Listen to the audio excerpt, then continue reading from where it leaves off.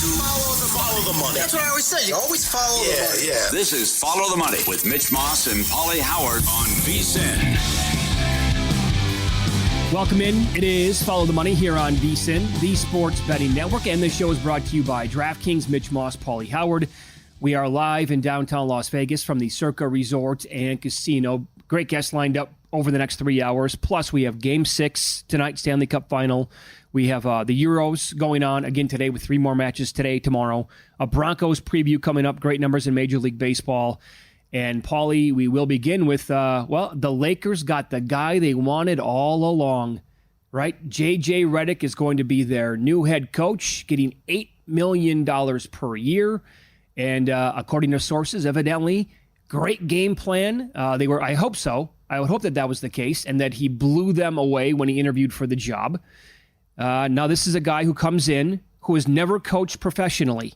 His only coaching experience to this point was with his son's youth basketball team, and he is taking over as the head man in charge of the Los Angeles Lakers.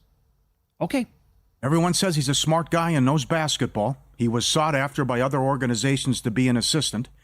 You are starting at the top with no experience. We'll get to how it's happened before. It is hilarious that ESPN got rid of Van Gundy because they were so concerned he was going to take a coaching job, and then Doc Rivers and Redick did, the 2 replacements. So they have to start all over again. But his podcast with LeBron and just the X's and O's and walking through that, and it was a big knock on Darvin Ham and what he has planned, and everyone says he's smart. So we'll see if he can get it done. I know it's got to be frustrating, the fact that you could have had Hurley if you stepped up and offered more money and came heavy, which they only offered $70 million. So it is wild that this is one of the best jobs in sports and this great franchise, and this is the guy you're getting. But the next step is the key. Who do they surround him with? Because you're going to need you're going to have experienced guys. You see Stan Van Gundy. You see stuff like Rondo, Dudley, other names have been floated out there for assistants. Who they surround him with is very important with the next step. Right, and then how much of it will actually be on him if the Lakers are successful. I will remind you that this is a team that is 2 years removed from going to the Western Conference Finals. Also this year, yes, it was a 5-game series, but they gave Denver all they wanted in those 5 games. They still have LeBron, who is going to be 40 years old this year. Doesn't matter. LeBron is still playing at a great level. We all know this about Anthony Davis. If he stays healthy, one of the best players in the NBA. If they add some parts in the offseason and they're good this year, how much credit does he get? How much will he deserve? How much will we know about J.J. Redick as a head basketball coach after year one? Mm-hmm. This is an organization that fired Frank Vogel not long after winning a championship. The one in the pandemic, the bubble 2020. Yep. And since Phil Jackson left in the summer of 2011, they have now had 7 different head coaches, 8 if you count Bernie Bickerstaff. He had a 5-game interim tenure back in 2013. I will repeat that. 2011, Phil Jackson departed. This is now their 7th different head coach. Yikes. Yeah. That's just astonishing. And I mean... What do you think? I think I'm confident he'll be better than Ham, and I'm confident he'll be better than Luke Walton. I can't say either one of those. No? Luke Walton, maybe. Why would you say that? Ham went Western Conference Finals. No credit? How much does he deserve for that? Okay, I'll say it from an X's and O's standpoint, and also rotation and what he did. But, you see Austin Reeves' agent with put on X. He's excited and ready to go. Apparently, the confidence that they have in Redick from an X's and O's standpoint and putting the right people. A lot of this is also finding the lineups and putting the right people on the floor too. Which Ham went rogue to start last year as well with what Arash Markazi said when he was in studio with us too. So you're right. There's a lot of unknowns here. And I'll also say this about Darvin Ham. Yeah. The guys who played well to help them get to the Western Conference Finals 2 years ago did not exactly live up to that last year. So what is a coach supposed to do when the fringe guys, not named LeBron or Anthony Davis, aren't playing well? Yeah, but if you make the conference finals, why wouldn't you dance with who brought you? Why would you change things in the following year? But certainly some of this falls on Pelinka. I mean, you got to make some better moves here. Of course. And bring in better personnel. And that's the next key step, too, who they bring in and help out AD and LeBron. So he's up against it, I'll tell you that. Oh, yes, he is. You go back, and I don't like the Steve Kerr thing for a couple of reasons, because all the comparisons and guys who going back here. Kerr was a GM with the Phoenix Suns. Did a great job with the Suns, by the way. He was a great GM. And he also played under Phil Jackson and Popovich. So that's definitely going to help him out and his chances to be a good head coach, and he's been dynamite. So that's one thing. And the reaction to in the comparisons, like the Lakers are going to say this, they already did basically. The one report came out and said they want him to be their Eric Spoelstra. And I'm glad that people are like, are you really going to say this? Redick, again, he has coached his kids' youth basketball team. That's it. And they're like, well, Spoelstra, right? I mean, Spoelstra worked from the very bottom up with the Miami Heat. He was the video coordinator guy, and he earned it. And he busted his balls to get that job. Yeah. And he's been one of the best in the NBA ever since. And you're going to compare Redick to him? Stop. That's absolutely idiotic. There's no comparison to make there. Now, I've seen some props up. Well said. Will Redick last 4 years? Yes is plus 120. Huh. I mean, is it going, how much time, we say this every year, how much time does LeBron have left? Right? And then what's his team going to look like? What does Pelinka do with the team after LeBron leaves? Over under 99.5 wins. If he goes over that, he's going to have to last at least 3 years. I don't think he'll get to 100 wins in 2 years. Would you agree with that? I would take the under and all that. Yes. Oh, you would? Okay. But this is, okay, going back. Nash, disaster. Fisher, Derek Fisher, disaster. Oh, he was bad. He was awful. Kerr, again, I don't want to, he's on that list, but again, Kerr was a general manager. Jason Kidd, pretty good. Rough start. Remember spilling the drink on purpose and everything. Well, let me remind you, it did not go well. He had no idea how to use Giannis Antetokounmpo. That's true. That's true. He was lost in Milwaukee. Mark Jackson, again, I never saw the guy drop a play. I thought he was terrible. He was. Mark Jackson was an abomination, and he had the Splash Brothers. He was running post-ups for Jermaine O'Neal when he didn't have anything left in the tank instead of running stuff for Curry and Thompson, and then Del Negro so-so as well. That's the list going back to 2006, thanks to Evan Abrams, when you're talking about no experience. Yeah, the ATS record's not great. Fisher, disaster, like you said. Kerr was great in his first year. Also, Steve Kerr, let's be honest here. I think he kind of knew that what he was getting into with Golden State. He probably looked at film and said, yeah, Mark Jackson, they're not running the right stuff here. Yeah, the good point. You took over a team that made the playoffs, and you had Curry and Thompson. You had Curry and Thompson, and Curry was about to bust out, and he did fully break out under Steve Kerr. And it was pretty obvious what he had to do. And those guys were all entering their prime. And so, and they embrace analytics, and Curry was a total game changer. Yeah. And so that's, I mean, but it took a brain in your head to figure out who you potentially had there. And the Golden State Warriors drafted exceedingly well for a long, long time as well. And they were not afraid to go out and get the fringe guys that they needed to do to help win a championship. Like, they were super deep in their runs, right? You could rely on guys over the years. Like Marcus Spates is a guy that comes to mind. Sean Livingston comes to mind, right? Those were good backup guys, role players who would consistently go out there and have good games. The Lakers don't have that. So, I don't really want to even compare the Lakers to the Warriors, like you said as well, because Kerr had much more experience at a higher level than what, Redick is doing on his podcast for him. Yep. But as a shooter and a guy who was coming off screens and creativity and setting stuff up to get open, I think he's going to be able to draw up a lot of great stuff and has so many ideas. And if you add another piece, which they will, who's that going to be? I don't know, but you get another scorer. I'm excited about the possibility and what they can look like offensively. But it's also now on Pelinka to put this roster together, and it's great for content because it's either gonna work out or it's gonna fail miserably, and they're gonna be right back in this situation. But it's not the first time it's been done. The list, I was surprised by how long the list is, but it's not impossible. You can't just write the guy off saying he's never done this before. But the thing that has to sting and hurt is, I think Hurley takes that job if you came strong with a bigger offer. But they only offered $70 million, which was Monty Williams money. Yeah. So that's the other thing. I mean, you can't even compare the two though with what Hurley's done. So, but okay. So you said all that about Redick, and one of the guys floated out there that they could make a move for. You and I both don't like it. It would be for Trae Young. Rumors have been out there. Trae Young to several teams, right? Like, let's say the Lakers put it. He immediately did a hourglass emoji after the news. I don't even know what that means. Right. But if I think it's a bad fit. So, but do we trust Redick then with everything that you just said about screens, working off the ball stuff, getting his open shot like that? Is he good enough right out of the gate to realize I have this guy? I know exactly what he's like. I was him kind of like that in my playing career. I know how to utilize Trae Young, and I can make it work with him. No, I'm concerned about the defensive side of the ball. The fact that he doesn't play any? Yeah, right. Terrible. Matador. I echo the sentiments of a lot of people saying when you watch the Western Conference, the Minnesota series, how Minnesota played in OKC, you can't come away with that and saying, well, we need more offense. I mean, the Lakers have to do a better job defensively, I would say. Because I think that with X's and O's and with a coach like Redick, you would definitely have enough firepower on offense.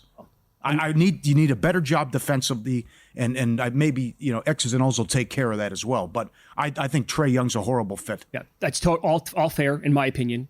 And I'll add on, I'm glad you brought up OKC because to me the biggest gambling news yesterday was OKC, the move that they made. I absolutely love it. I couldn't love it anymore. Oh, absolutely. Trading Josh Giddey, getting him out of there for Alex Caruso, who, when you look at dunks and threes, the advanced metrics, was the 5th best defensive player in the NBA last year. He was plus 3.4 with the estimated defensive plus minus. And he's been like that now, 2-time defensive player, all NBA defensive player. Now you have Dort, you have SGA, you have this guy in the perimeter. That they are better next year already. And there's no way they're close to being done, in my opinion. They're scary defensively. Shame on the Bulls who couldn't get a pick out of that. How does that happen? Are you serious? OKC has so many picks, they don't know what to do with them, and the Bulls couldn't get picks. You take Giddey, who's horrendous, unless he's wide open? Oh, that's a bad trade. Oh, I love it for OKC. Yeah, you have to. Up next, Game 6, Stanley Cup Final. It's now minus 275. Wow, and a solid day in Major League Baseball. Some big names taking the mound. This guy is 11-2 over his K-prop. Find out the pitcher next.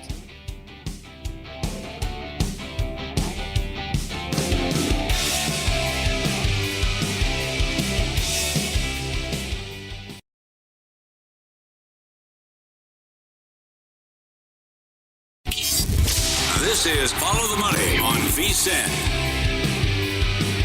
All right, our NFL betting guide drops next week. Looking forward to it.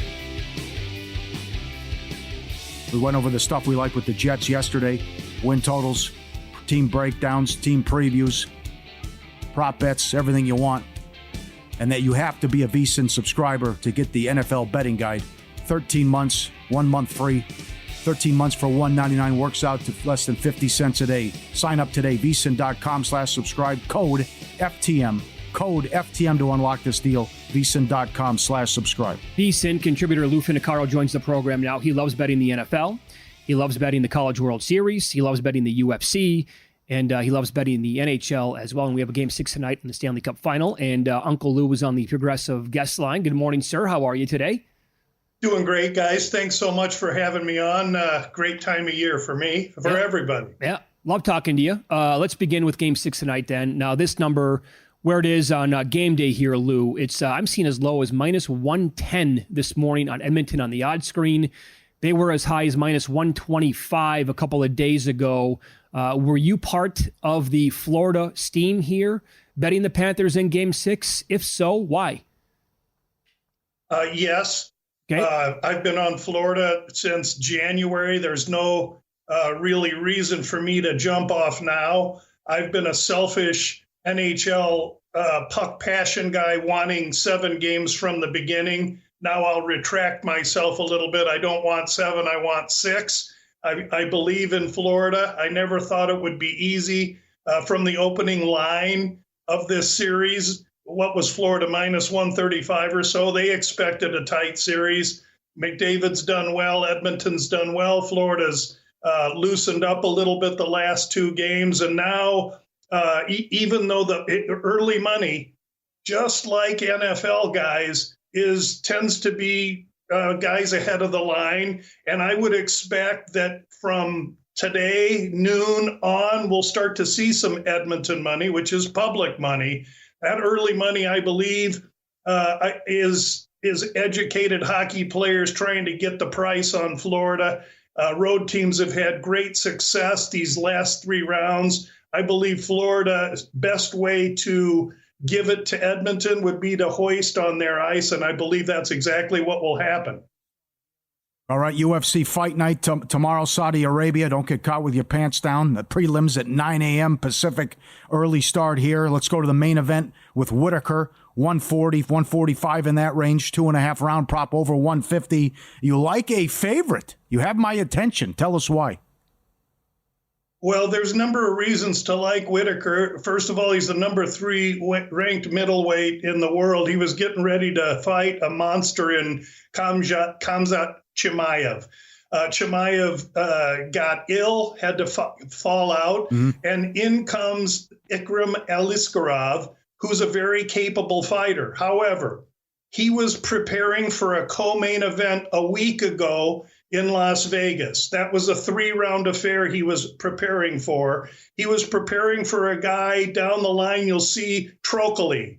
Trocoli is a Brazilian kickboxer, hasn't fought in 2.5 years, and that was a 3-round fight. So Aliskerov begins cutting weight a week ago in Las Vegas, prepared to fight a stand-up striker kicker, and now in short time has to travel across the world, cut weight again, and now fight the top 3 guy in the division.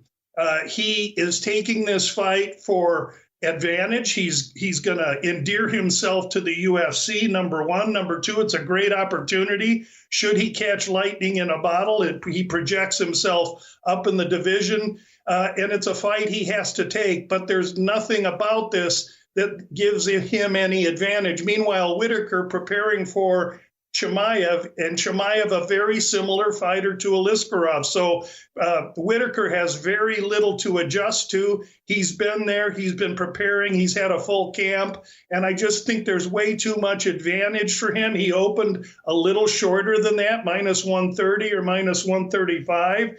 And so I really believe that the advantage here is with Whitaker, provided he maintains his level-headedness and steers this fight into the second round and beyond, where I think Aliskerov will begin to lose a little juice and the experience and savvy of Whitaker can take over. Love it. Excellent breakdown. Great breakdown. Yes, About Business podcast. He's on the Progressive guest line. Okay, back to dogs now. And my nemesis, Alexander Volkov, who got me in that Lewis fight when he was winning the fight and he engaged with 10 seconds left and got knocked out. But what a resume on this guy. 37-10. He's been through the wars. You like him plus 195 and also to win inside the distance. What do you think of Volkov? I think he's in a really good position. His interviews the other day, they asked him, he's trained with Pavlovich, and they asked him what it was like training with Pavlovich. He says, I don't know. I remember when the first bell rang, and then they told me what happened in the locker room, insinuating that he was knocked out and he didn't know what was going on. Throughout the whole interview process, he was smug and was very humorous for a very stoic Russian guy. He's painting the picture that he has no chance in this fight. He was the one that signed the contract to fight his ex. I wouldn't say they're buddies, but they were training partners. They've trained together. Meanwhile, in the interviews, Pavlovich, his foe, was a little rankled that Volkov signed the documents to fight him earlier. Pavlovich has unbelievable power. I mean, he could knock down a redwood tree with a kick or a punch, but he's got 5 minutes of ferocity. And after that, if you can stand up to him, you can bully the bully, as Aspinall did to him in his last fight. I think Volkov has to manage pace. He's 6'7". Even though he won't have a reach advantage, he'll have a large octagon. He needs to manage this fight into the second round. And then from there, I think he can turn the tables and, in fact, turn the tables around and bully the bully in Pavlovich. But anyone that wants to invest in Volkov's going to have to hold their breath for 5 minutes, because Pavlovich is wicked powerful for 5 minutes. What are you seeing, by the way, on Volkov to win this thing inside the distance? That's a good question. I have plus 325. Okay. Yeah. All right. Yeah. Very juicy. Yep. You know, I like to give you guys some juicy numbers when I come on, and even though it's not 7 or 14 to 1 like we've done in the past, I've got to read the card the best I can. And Sure. Volkov inside the distance, I think is a great play. Yeah, that'll move the chains, no doubt. Everyone likes Johnny Walker, right? You do too. How about Walker, $1.10, and also inside the distance? Take it away. Yeah, 3-round fight, 205 pounders. His foe, the Swiss fighter Ozdemir, diligent, tough, good beard, but maybe his best fight days are behind him. He has done well before. Walker opened up a pretty good favorite in this fight in the minus 180 range. And so money came in on Ozdemir. I can see that because Walker has a balsa wood beak. He has a glass jaw. If you sneeze on him, he'll go. However, he's 6'5", freakishly athletic, unbelievably powerful. And since he's moved his camp to SBG Ireland, which is McGregor's camp, and I won't hold that against him, they have taught him patience. They've taught him a good deal of measure and how to use his athleticism, maybe not with so much flamboyant strikes, but with counterpunching and controlling distance. Johnny Walker is a freak, and I think he'll finish Ozdemir here. And as Johnny Walker minus 110 is already value, plus 185 inside the distance, I'm very interested in that as well. All right, excellent. So you're not going to lay 360 with Fakhretdinov. How about plus 110 by decision? Yeah, and this one I'll hold my breath on. Fakhretdinov. Now, we got to understand these fights are in Saudi Arabia, and anybody with an OV last name or anyone from that region ideally has been set up with kind of favorable matchups. The UFC's owned by an entertainment company. They want to spread their brand, and they do that by having the locals win. Now, Fakhretdinov in his last fight went to Brazil, ran out of gas in the third round and got lucky with a draw, so he's still undefeated. And he gets a mad Viking, a guy named Dalby. And Dalby loves to burst bubbles. He comes out slow. He'll lose the first round. Fakhretdinov will probably wipe the floor with him with his wrestling. But Dalby ain't going anywhere. The guy's tough as nails. He's driven. This is his second stint in the UFC. In between the first and the second, he's sobered up. And since he got back, the guy is nails, and he's tough and he's durable. So Fakhretdinov decision. You take the guy from minus a million to a minus 110. And that's the way I'll go, because I think in a decision, the Vikings going to have a very difficult time winning in Saudi Arabia. However, if you want a live dog, you want to invest in Dalby, I wouldn't argue with anybody. You can follow Lou on X. He is at GamLou. You can always read his UFC breakdowns at vsin.com. Thanks, Uncle Lou. We appreciate the time. Best of luck. Thanks so much for having me on, guys. Good luck to everybody. College football playoff odds coming up next.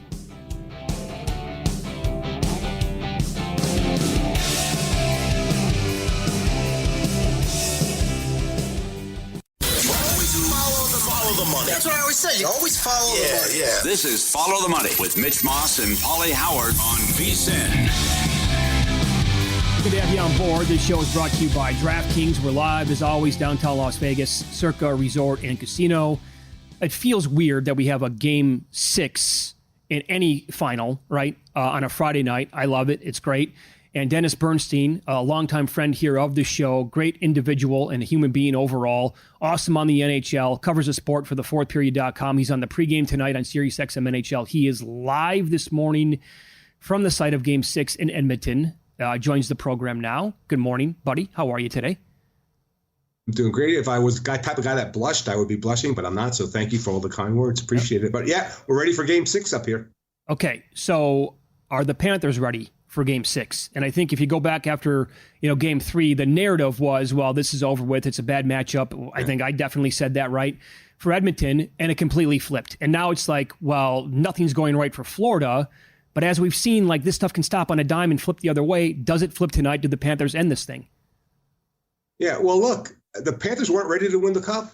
They were horrible in Game 4. And I get it, because you're not going to sweep the Oilers. You're not going to sweep teams in the Stanley Cup. It's in 26 years. It doesn't happen. They gave a great effort. But in Game 5, what a horrible game they played. I mean, I know it was 1-goal game, but they weren't ready. They gave another shorthanded goal to start the game. Yep. They weren't aggressive. You talked about all year about how aggressive this team is, how they pound you.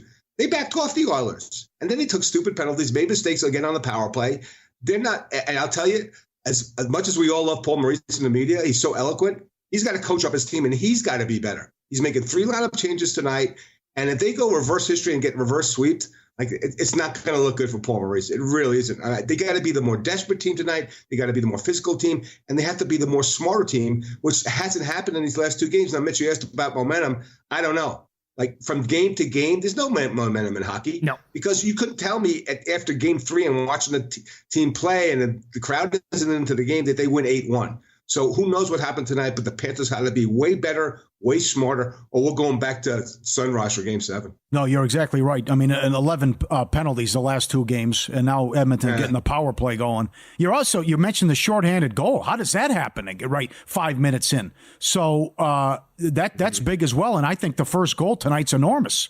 That could decide this. Bad pass by Brendan Montour that led to Connor Brown, who's done nothing all season, finally showing up in the games, 4 and 5. It's been great for them. And the special teams is going to be key. You're right. Absolutely right, Paulie. The Panthers have to play them at least even. Their power play walk up the Oilers in game 5. And now game 6, if it happens again, we're going to be going back to South Florida. This is going to be a very dramatic game because as great as the crowd was, Paulie, and I mentioned to you this before we went on, they won game 4 here.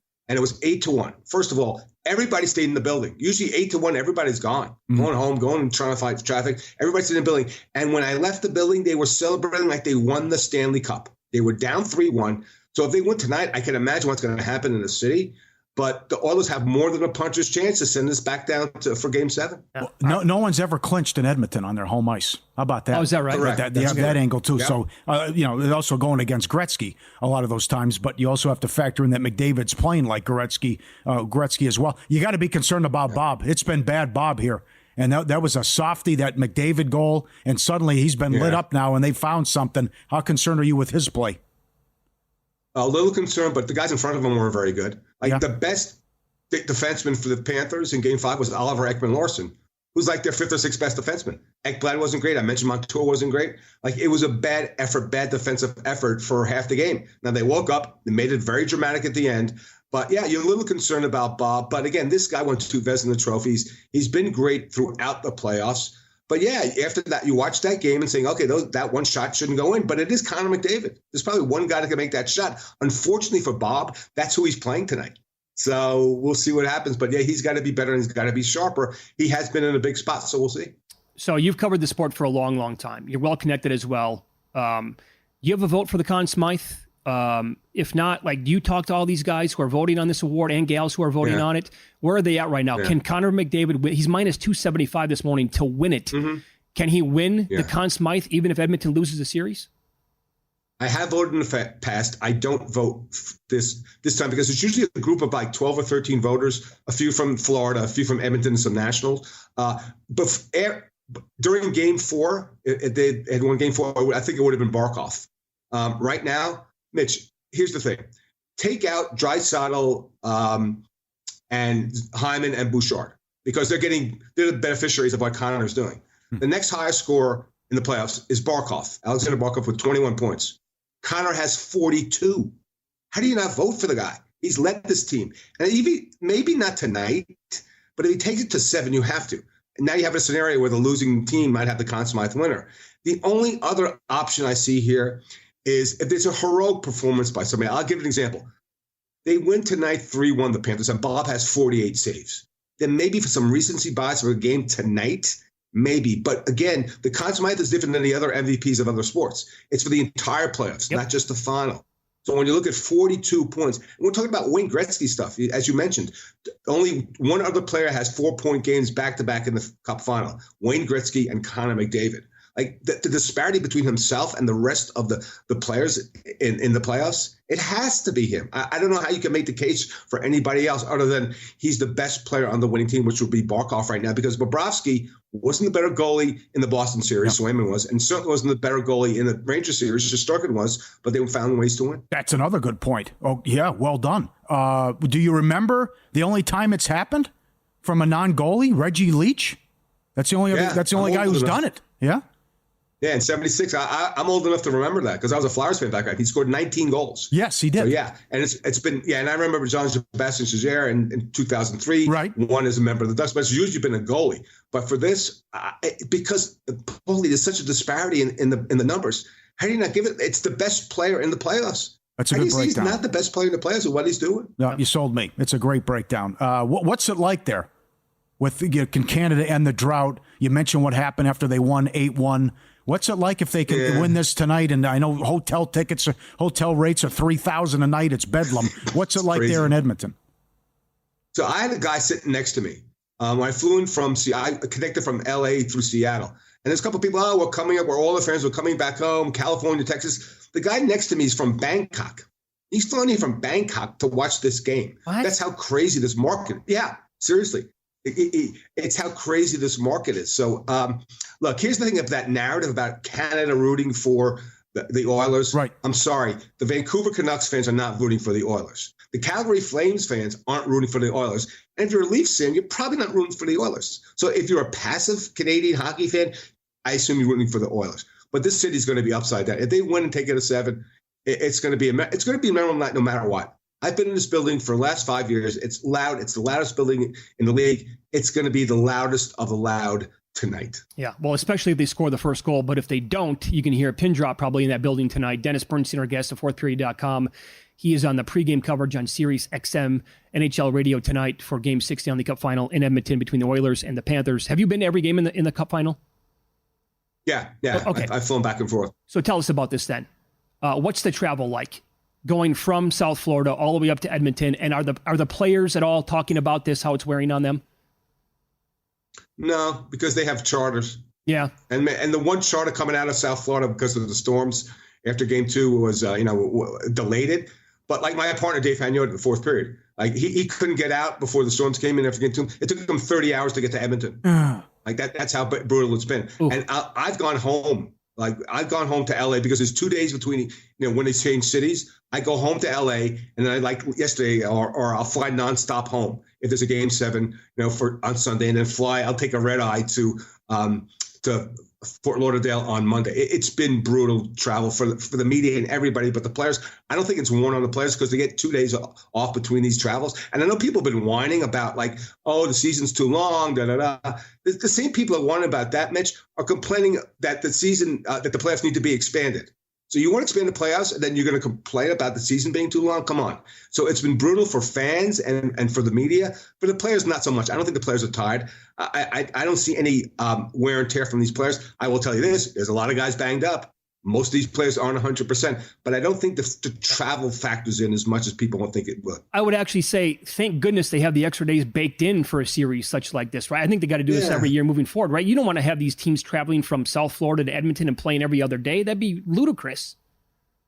And NBA Finals just finished. It's not like the NBA Finals finished 3 weeks ago and now you're doing the Stanley Cup Final. You want these players rested. Yeah, would it be easier and less travel? Let's say it was Florida and Dallas, and they could do one day between games, possibly. But that's not the case, and that's what happens when you have a league with 32 teams and you have Canadian teams. It's going to happen. It happened this year, but I don't hear the players complaining about it. They're hockey players. Sure. Drop the puck. We want to play. It's as simple as that. What did you think of the Tkachuk play? Could you believe that, to save the goal in the empty net? McDavid put it in right after. But the hustle play? Yeah, great hustle. It's also great that he finally scored, Paulie. Yeah. It's been 9 games since he scored. And then he made the guarantee in Game 5 and they didn't win.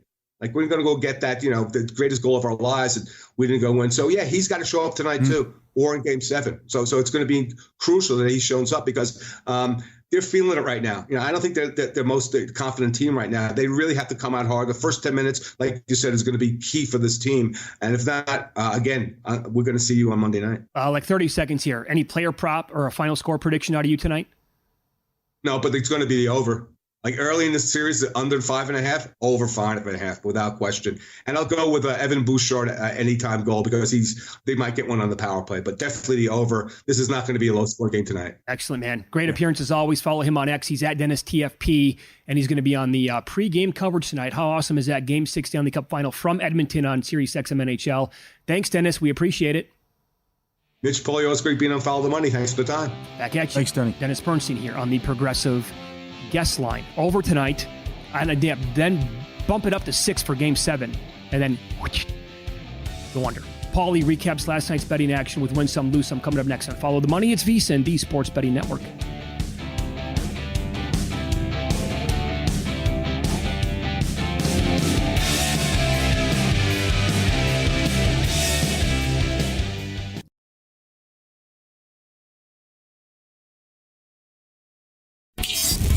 This is Follow the Money on VSiN. Good to have you on board. Mitch and Paul live in Vegas, Circa Resort and Casino, talking NFL here, specifically the Denver Broncos, AFC West. As Mike Pritchard joins the program now, he is on the Progressive guest line, VSiN contributor, played in the NFL for a decade, including this Broncos organization. Good morning, Pritch. Thanks for the time today. How are you? I'm great. Good morning, fellas. How you guys doing? Doing really well. So you're still very well connected in that great city. Bo Nix this morning is minus $4 to be the week 1 starter for the Broncos.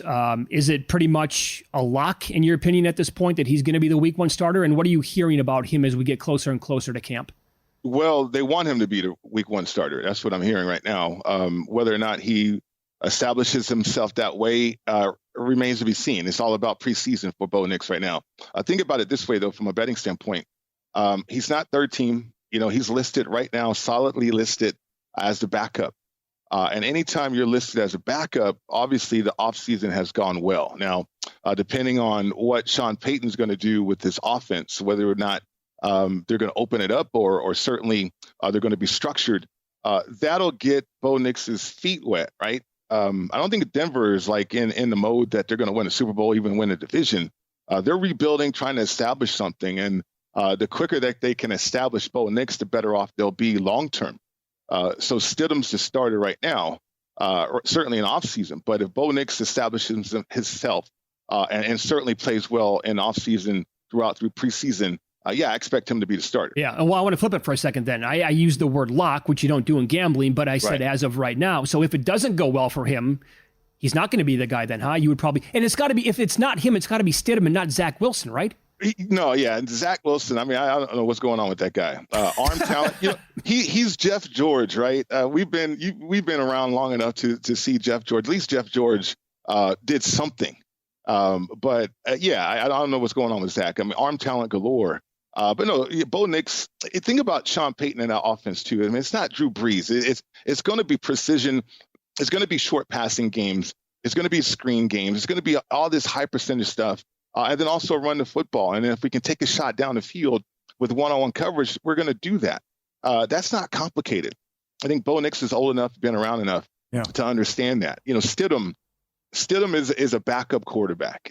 Bo Nix was drafted to be a starter. And to me, the sooner that you can get him entrenched in that position, leadership skills and everything, sooner the better with Denver Broncos as they rebuild this thing. Zach Wilson blows. Jeff George he could sling it. He took over for Randall Cunningham. They won a playoff game. Did you know him? Yeah. He was a prickly pear, right? Yeah, he was. I played against him in college, beat his ass, Paulie. Okay. In college. But no, he was a quitter back then. We saw that in college. Even with a good Illini team, right? Oh, wow, Mike. I'm not holding back. I'm too old to hold back at this point. But no, he, just so much talent, wasted talent. What's that? Bronx Tale, right? Wasted talent, big time, right there with Jeff George. Too bad. Same now with Zach Wilson. Okay, 5.5 is the win total. Under minus 125. I like it. I don't think they win 6 with the rebuild. Is this the worst team in the AFC? No. I think New England will be. New England, they're in rebuild mode too, right? But they're rebuilding the front office and everything. The structure of that organization, it's no different. Like when you lose a franchise quarterback, we've seen teams suffer, right? Trying to replace that franchise quarterback. Now you're trying to replace a franchise coach, a dynasty coach, a dynasty front office that's worked for so long, cohesiveness and everything, continuity, all that stuff. So I know their division, you think about the AFC West versus the AFC East or whatever, but I just think structurally, now defensively, they're going to be okay, but are they going to win games? I mean, are they even going to score enough to win games? I think they got a long road in terms of their rebuild. Sean Payton's been there ahead of certainly what's going on in New England. So I think New England could be the worst team. Where are you at with Tennessee? Mitch asked me earlier. Are they in that discussion or no? They're better than the two teams. Callahan is interesting. I think when you follow offensive line coaches, and his dad's there with them, and those are legendary guys, right? It gives you a chance. And Tennessee and what they want to do. We'll find out about the quarterback position. I think defensively they'll be okay. That division is tough, though. But no, I don't think they're going to be one of those worst teams out there. They'll be competitive. As far as a record, and that's what I'm sizing them up against when I'm talking about New England. I just think New England's record is going to be really poor. Yeah, with that division, 3 other good teams in it. AFC West here, not quite as good as the AFC East. And you have to give Peyton and the team some credit from last year because it was vile and nasty after the first 6 games. They were 1-5, and their defense was all-time bad. And it kind of flipped, and they turned into basically a playoff contender before they lost some games late in the season. So if they're not the worst team in the AFC, are they the worst team in their division? Do you think they finish in 4th place? It feels that way. Kansas City, they just reload, they reinvent themselves. Think about this, guys. Kansas City, with what their personnel is, they got speed back now with Brown, and certainly they drafted well with Worthy. But they have the ultimate competitor at quarterback. And I got this from a great source, fellas, that this guy doesn't care about money and fame, all that. All he cares about is winning. And he's chasing something. He's trying to do stuff that's never been done before. This 3P thing, I think, is going to be their mantra, and it's going to be real. If they can stay healthy, Kansas City is going to be right there in the mix for that, right? The Chargers are going to be interesting because of Harbaugh. They'll be disciplined. They'll be physical. They're not going to fool anybody. We know what they're going to do. They're going to run the football and use play action. I think Herbert will be better in that regard. The Raiders is a team that I think will surprise people. And look at the win total, too, for that team. This is a team that has a ton of confidence right now, fellas. And they got a top 10 defense. You can even get them closer to top 5 in certain categories. The only question to me with this dominant offensive personnel, the quarterback position, who's going to emerge and who's going to be consistent enough to kind of support that, right? And if it is supported, if this cast of characters on offense is supported, I think the Raiders can score enough, right? But the Broncos, clearly rebuild mode.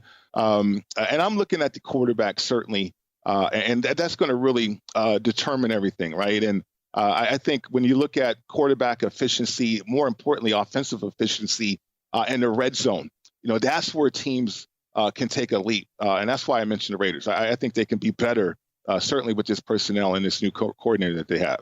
Yeah. They can't win 7 games, and Minshew's better than O'Connell. And the guy almost won a division last year, and good defense. You get Wilkins. I could see it. It didn't end well there in the relationship and how it played out with Peyton and Wilson. What do you expect that Russ does in Pittsburgh? I think they like Russ. I mean, from what I gather, Pittsburgh's going to be Pittsburgh, Paulie. They want to run the football. They want to get the game to the 4th quarter, and they want a guy to not make a ton of mistakes, right? Russell Wilson is not what we saw back in his heyday. But is he a guy from a leadership standpoint in that locker room? I think so. I like the mix of players, too, for Pittsburgh. Like, you have to have enough veterans, savvy veterans, and really good players, right, at that veteran position to kind of solidify the roster, leadership, and all that. But the bulk of your team should be younger players. Think about when Kansas City won the Super Bowl a couple of years ago. I mean, very, very young defense. It's a young man's game. Like, I couldn't do what I did 4 years in the league after 9 years in the league, right? I mean, I couldn't do the same things. So it's a young man's game, and I think Pittsburgh's built that way. They're not going to change. They reloaded defensively. And then offensively, I think they're solidified with 2 guys that can get the game and manage the game and get the game into the 4th quarter and see if they can win it that way. Do you like Mike Tomlin as a head coach? I do. He's old school. I'm an old school guy. He's a motivator, more importantly, right? He lets his coordinators coordinate, and he's the head coach. And I like that structure. There's a reason why he has not had a losing season. I mean, he gets these guys to do things and to believe in the things that's necessary to be successful. Whether or not that's going to get them through the playoffs and into the Super Bowl, who knows? But the structure is there, the pedigree is there, the blueprint is already there, and you just got to follow it. And I think he's been consistent that way. So, Pritch, maybe a couple of bets here then. You mentioned watch out Raiders win total over 6.5. Did you have anything there with the Broncos, though? I know you said not worst team in the league, but would you go over 5.5 with them too? I'm going to wait and see because I want to get through preseason. With a young team like this, look at LaFleur and what he did with Green Bay as they got better, right? Now, Bo Nix and Love, I mean, look, it's different. But it's the same kind of offense, kind of thing structured. Do they have enough playmakers? We'll see. They're a young team. But if they improve, Mitch, then, yeah, I think they can surprise people. People will look at the schedule and say it's daunting, which it is. But injuries are going to happen. We know that. It's 100% injury business. We're going to see that. So they got to get lucky to get to that win total. But we also have to see them improve. But I want to see what their starting point is going to be, certainly when preseason starts. That's totally fair. You got to see what Nix is going to look like if he's going to be the starting quarterback in week 1 and beyond. Pritch, great talking to you, man. You too, guys. Yeah, have a good weekend. All right, there you go. Thanks, Mike. Mike Pritchard on the Progressive Guest Line. In Pocket Plays. We'll recap our bets from yesterday, tell you what we're betting today coming up next year on VSiN.